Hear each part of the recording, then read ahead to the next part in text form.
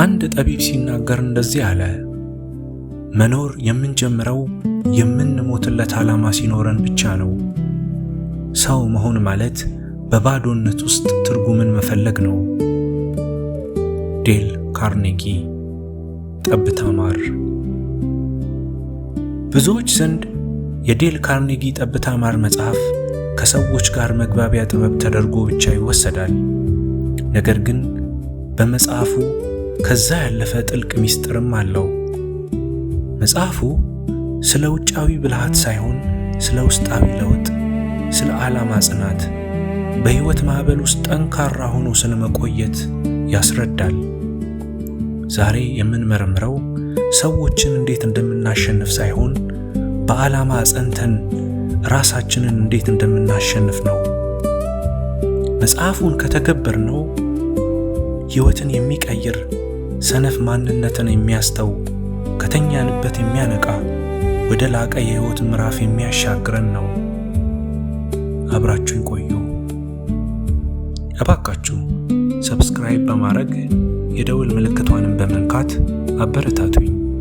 ከዚህ የተሻለ ሥራ እንድሠራ ሐሳብና አስተያየታችሁ የለኝ። ዴል ካርኔጊ በመጽሐፍ ውስጥ አንድ ትልቅ የለውጥ ሕግ ያስቀምጥልናል።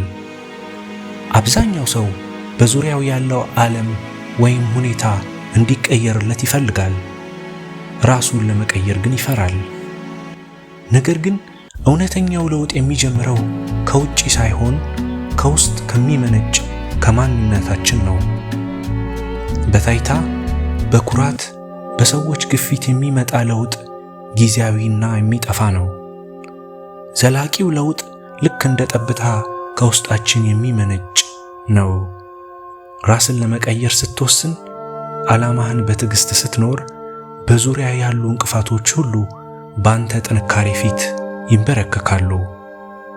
ታዲያ በሕይወት መንገድ ላይ ትልቁ ስኬት መጀመር ሳይሆን በዓላማ መጽናት ነው። ጽናት ማለት መከራ ሲበዛ አቅጣጫ አለመቀየር ነው።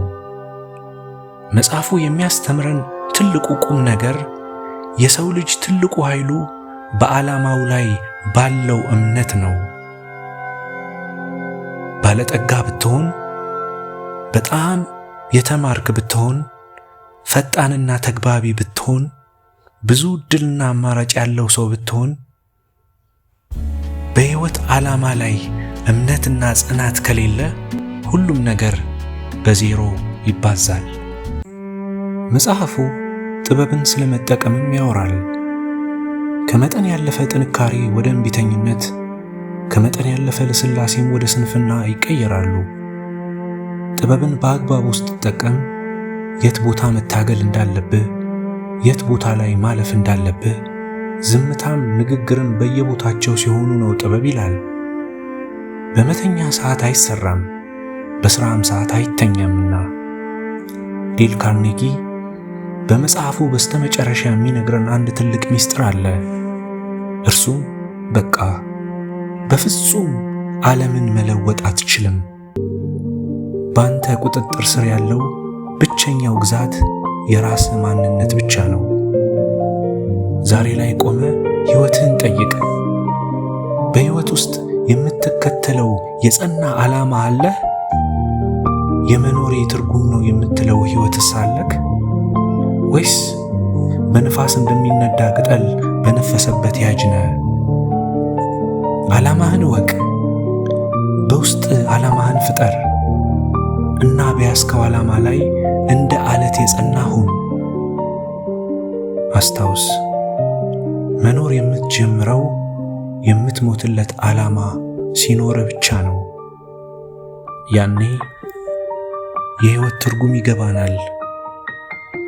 መፈጠርም እንቆቅልሽ አይሆንብንም። ቆንጆ ትረካና እንደዚህ አይነት የመጽሐፍ ዳሰሳና ጥቆማ እንዲደርሶት ሰብስክራይብ በማድረግ ቤተሰብ ሆኑ። መልካም ጊዜ።